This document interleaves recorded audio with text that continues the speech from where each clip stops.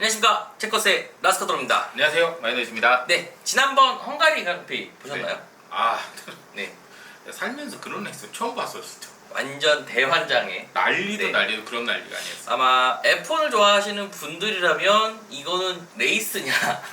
엉망이었어, 네. 엉망 정말. 물론 이제 막 그게 무슨 규정도 없고 막 네. 난장판이었다는 얘기가 아니라 레이스 10년 동안 한번 일어날까 말까한 일들이 네. 거기서 다 일어났어요. 음, 갑자기 뭐 루이스 해밀턴이 막 이상한 네, 봤죠? 네네. 꼴찌가 되질 않나. 저는 뭐 헝가리 그랑프리를 안 보신 분들을 위해서 좀 정리를 하면 루이스 해밀턴이 혼자서 출발하다가 막 꼴찌가 되고요. 네, 그리고 시작하자마자 막 대형 사고가 터지고, 맞아요. 그리고 심지어 알핀이 우승했어요. 깜짝 놀랄 일이야. 네. 알핀 13년 만에, 네, 13년 만에. 13년 만에. 13년 만에. 알핀이 원래 르노였잖아요. 그쵸. 르노가 마지막 우승한 게 2008년이에요. 아. 거의 13년 만에 우승한 거예요. 그런데 마지막에 2위를 한 베텔이 또 실격을 했어요. 이게 참 희한한 게 베텔도 진짜 오랜만에 포디움 올라가는 네네. 거거든요. 근데 실격이 됐어요. 근데 물론 아직 결과는 아직 몰라요. 조금 더 기다려 봐야 되긴 한데 어쨌든 현재 상태로는 실격이에요. 자, 오늘 참고로 8월 6일입니다. 네. 네, 8월 6일인데 아마 이 영상이 나갈 때쯤이면은 확정이 될 결과가 나왔을 네, 수도 있어서. 네. 근데 왜 실격 처리가 된 거죠? 연료가 모자랐어요. 기름이 없었어요. 연료가 모자란다? 이게 실격 사유가 되나요, 사실? 그럼 그 얘기 한번 해볼까요? 그럼? 네, 오늘은 F1 연료 그리고 검차에 대해서 네, 좀 좋네요. 이야기를 해보려고 합니다. 그거 좋네요. 네. 당시 상황에 대해서 좀 설명이 필요할 것 같은데요. 일단 뭐 루이스 해밀턴은 그 당시에 이제 1등으로 달리고 있다 사고는 피했고 다시 이제 레이스가 레드 플래그 떠가지고 멈췄다가 다시 출발할 때 나머지 이제 거의 한 13 드라이버가 동시에 이제 타이어를 바꾸려고 다 들어갔는데 루이스 해밀턴 혼자만 그리드에 있었고 그러다가 혼자 출발했고 타이어를 못 바꾸니까 한 랩 돌아서 다시 들어와서 타이어를 바꿨는데 다른 사람들 다 갔고 루이스 해밀턴은 이제 맨 쿠미에 섰죠. 네. 그때 당시에 이제 2등으로 나갔던 게 세바스찬 베텔이었어요. 네. 그리고 어쨌든 결국 루이스가 또 결국은 3등을 하긴 했어요. 네.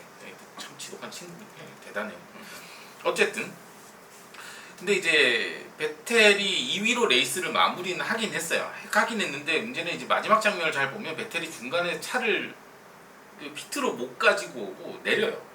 내리는 장면인데 아마 거기서 아마 문제가 좀 생겼던 것 같은데 어쨌든 규정에 따르면은 레이스를 마친 드라이버의 차에는 기본적으로 1리터 이상의 연료가 남아 있어야 돼요. 근데 베텔 차에는 0.3리터인가 0.35리터밖에 없었어요. 그래서 그게 결정적인 실격의 이유가 됐죠. 그러면은 그 실격을 좀 더 두고 봐야 된다는 이유는 뭘까요? 그러니까 에스턴 마틴 주장은 이래요. 연료는 분명히 자기네들 차에 1.75리터 정도 남아 있는데 문제는 이제 연료 펌프가 고장이 난 상태라서 연료를 뽑아낼 수가 없다라는 거죠. 그러니까 이제 그 뽑을 수 있는 최대치로 FIA가 뽑아봤는데 0.35리터밖에 안 됐다라는 거고. 그러니까 어쨌든 차 안에 1리터 이상 연료가 남아 있으니까 우리는 실격이 아니라는 거죠.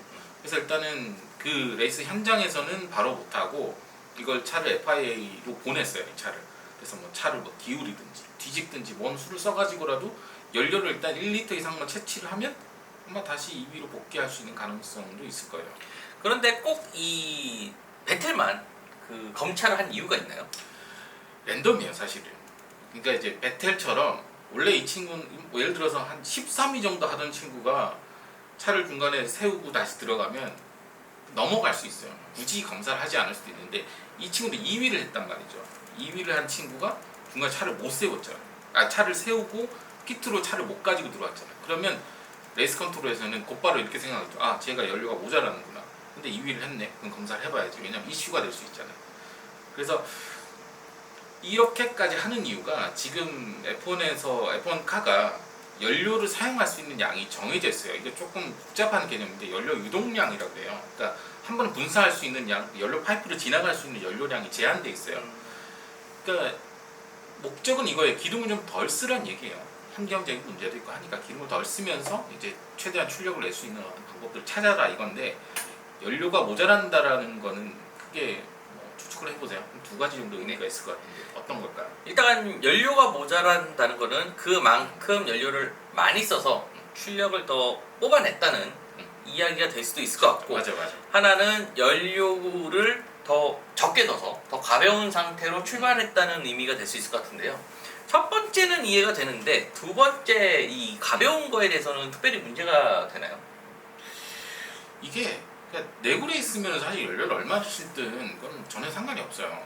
상관이 없는데 연료 재보급이 안 되잖아요, 포뮬러 1. 네. 그래서 문제가 되는 거예요, 이게. 그러니까 원래 규정대로라면 이 정도 차 무게를 가지고 레이스를 시작을 해야 되는데 남들보다 어쨌든 몇 킬로라도 가볍게 만든 상태에서 출발한다라는 거는 뭐 정확하게 말하면 불법인 거잖아요. 네. 꼼수인 거잖아요. 근데 사실은 예전부터 이런 짓을 좀 많이 하긴 했어요, 팀들이. 오죽하면 이 F1도 이렇게까지 할까 싶은데 어쨌든 뭐 꼼수도 그런 꼼수가 없어. 뭐 이런 적도 있어요. 연료를 일부러 적게 넣은 다음에 나중에 검차할 때 몰래 연료 캡을 열어가지고 납가루를 집어넣는 팀도 있어요. 그 무게를 억지로 맞추는 네. 거지. 그러니까 이렇게까지 하는 이유가 타이어 마모도 덜 되고 브레이크 사용량도 줄어들고 그 다음에 코너에서 받는 하중도 다른 팀보다는 적을 수 있죠. 네. 그러니까 어떻게 말하면 페어플레이가 아닌 거죠. 연료를 적게 넣는다는 거. 연료를 적게 넣는다는 것 자체가 지금 규정에서. F1에 넣는 연료량이 딱 정해져 있나요? 네, 한 100km에서 뭐 레이스마다 조금씩 다른데 100km에서 110km 정도 넣긴 넣어야 돼요. 반드시. 그러면 이제 100kg라고 하면은 더 가볍게 넣으면 확실히 유리해질 수가 있을 것 같은데요. 그러니까 아시잖아요. 왜 레이스카를 개발하는 사람들이 1g이라도 줄이려고 얼마나 많은 노력들을 하는지. 근데 가령 10kg를 줄였다고 생각해 봅시다. 그러니까 이거 아주 간단하게 산수로만 계산을 해볼게요. 조금 이제 실제로 계산 다르긴 한데 산수로만 계산해 보면 10kg이 줄어들었으면 타이어 4개가 이 받는 어떤 질량에서 각각의 2.5kg 정도가 줄어들잖아요. 근데 평가하 질량이 얼마나 중요한지 잘 알잖아요. 그러니까 10kg 연료만 덜 실어도 얼마나 유리해지겠어요, 이게. 그러니까 이제 FIA는 이거를 불법이라고 보는 거죠. 그러면은 굳이 이제 1리터의 연료를 꼭 남겨야 되는 이유가 있나요? 일단 뭐 통상적으로 1리터긴 한데 일단 전부 다 FIA가 가져가는 건 아니고 FIA가 이제 일부러 가져가서 이 연료가 적합한지 혹은 뭐 다른 첨가물이 들어있는지를 검사를 먼저 해요. 검사를 먼저 하고 물론 아까 얘기했던 것처럼 전부 다 검사하는 건 아니고 랜덤으로 검사를 해요, 이게. 그리고 그 중에 남은 일부를 이제 연료 회사가 가져가요.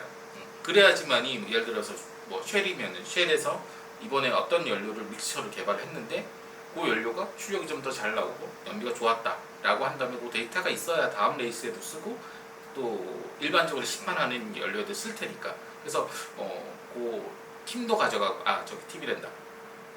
연료 회사에서도 가져가고 FIA에서도 실효 채취를 위해서 가져가는 거죠. 이게 연료가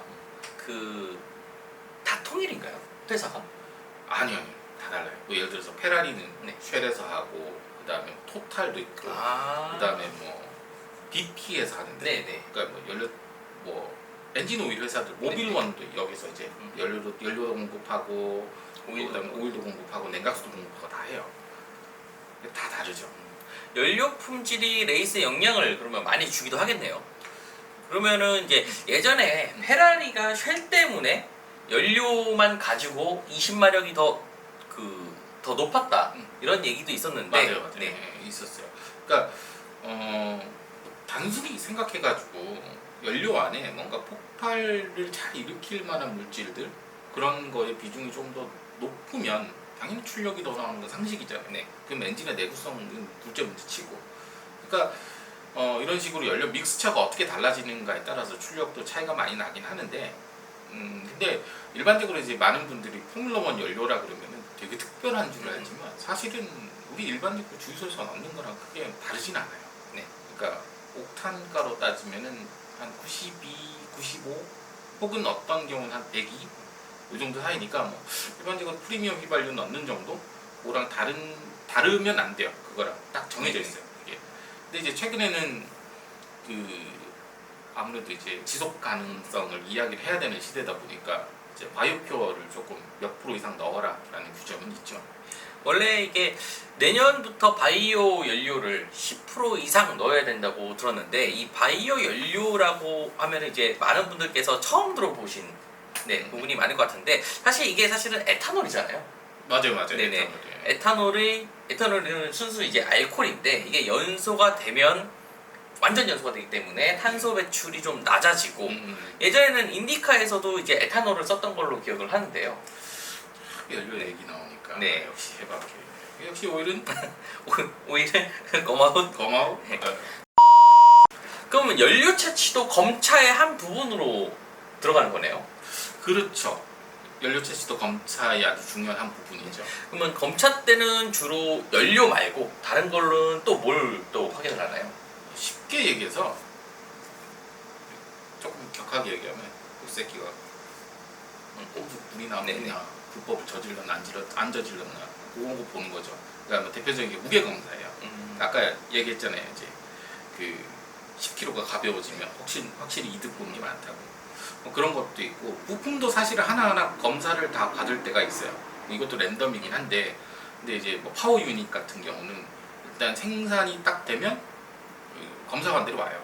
공장으로 와서 이게 정상적인 파워 유닛이고 불법적인 요소가 없는지 확인하고 그 다음에 이전에 생산했던 거에 비해서 뭐가 더 변경됐고 변경되는 그 어떤 항목들이 넘어섰는지 안 넘어섰는지 뭐 이런 것도 그 토큰이라 그러는데 토큰 개수가 넘어섰는지 안 넘어섰는지도 확인한 다음에 이제 인증 스티커를 붙이고 봉인 스티커를 같이 붙이죠.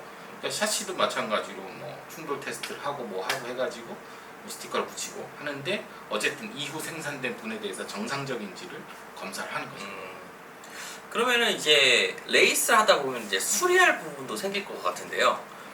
그러면 레이스 기간 동안 이렇게 차를 검사를 어떻게 하는 거죠? 그러면 수리하게 되면? 일단은 팀들이 서킷에 수요일 날 와요. 대부분. 네. 수요일 날 오면 일단 짐을 풀어놓고 목요일 오전에 차를 조립을 해요. 차를 조립을 한 다음에 이 조립이 끝나면은 이제 파크페르메라고 하는 이제 검차장에 차를 가지고 가요. 그 기본적인 검사를 하죠. 무게 검사도 하고 그다음에 뭐 불법적인 게 없나, 꼼수가 없나 그런 거 검사하고 그리고 나서 이제 이때는 게러지로 다시 돌려보내줘요. 갖고 와서 갖고 오는 길에 이제 피트스탑 훈련 몇 번 하고 이렇게 하고 이제 나면 이제 금요일 날 연습 주행 하잖아요. 연습 주행하면 또 다시 끝나면 이제 또 가야 돼요.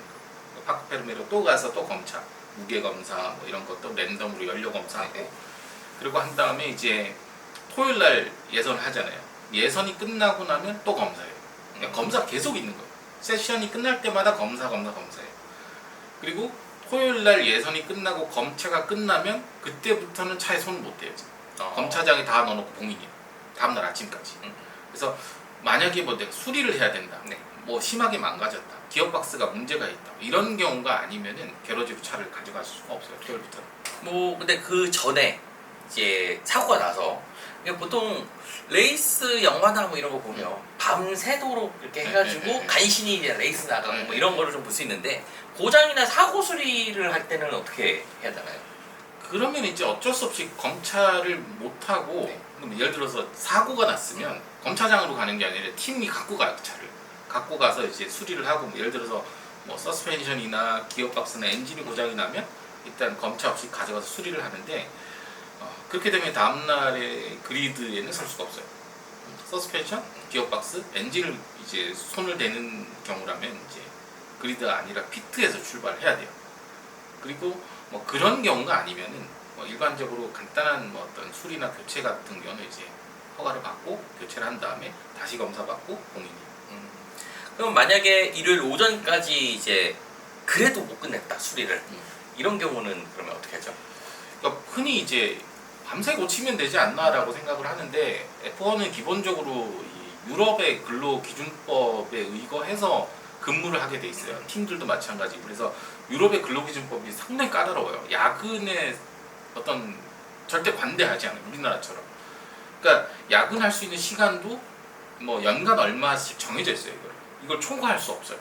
절대 초과하면 이게 좀 문제가 좀 커지는 게 FIA가 처벌하는 게 아니라 유럽 근로기준법에서 처벌을 해요. 이거를 뭐 벌금도 나오고 그래서 뭐 시간 내에 못 끝내는 상황이다. 그리고 지금 현재 우리가 야근할 수 있는 시간을 넘어섰다. 라고 판단되면 아쉽지만 레이스는 포기를 해야겠죠. 근데 그런 경우는 거의 없어요. 지난 헝가리 때 하스가 네네. 한번 이제 그 연습 주행 때 사고가 났는데 시간 내에 수리를 다 못 해가지고 그 적어난 적이 있어요. 예선 포기했던 적은 있어요. 근데 레이스를 완전히 포기할 정도가 되면 그 레이스 팀은 집에 가야 돼요. 자, 오늘은 이렇게 베텔이 2위를 했는데 지금 실격 처리될 상황부터 시작해서 그리고 F1에 대한 연료 이야기 그리고 네. 검차 이야기까지 해봤는데요.